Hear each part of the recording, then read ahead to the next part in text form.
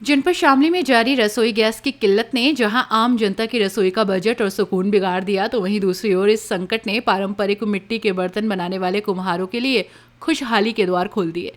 Gas cylinder के लिए लग रही लंबी कतारों और बढ़ते दामों के बीच लोग अब एक बार फिर अपनी जड़ों की ओर लौट रहे हैं। घरों में अब लकड़ी के चूल्हे, अंगीठी और मिट्टी के तंदूरों की मांग अचानक बढ़ गई है। गैस संकट के इस दौर में शामली के बनत कस्बे के कारीगर सतीश प्रजापति के चेहरे पर रौनक लौट आई। सतीश को मिट्टी के तंदूर और अंगीठी बनाने के बड़े ऑर्डर मिले हैं। ये ऑर्डर केवल स्थानीय स्तर पर नहीं बल्कि पंजाब, हरियाणा और लुधियाना जैसे बड़े शहरों से भी मिले हैं।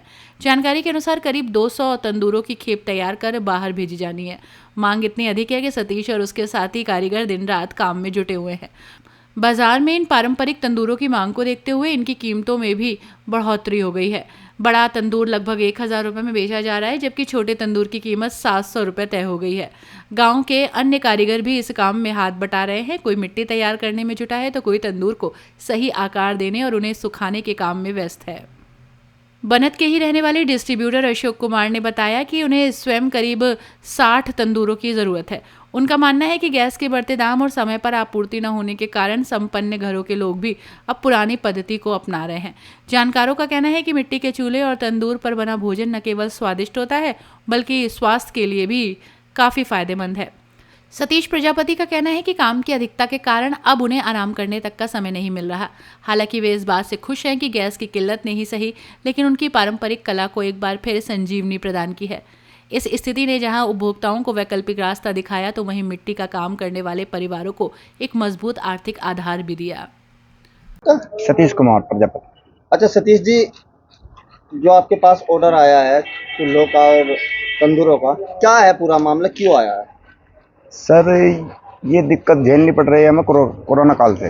पहले कोरोना काल में लगा है, फिर नोटबंदी में लगे हैं, फिर गैस महंगाई के तौर से जब से झेलते आ रहे हैं लोग बाग।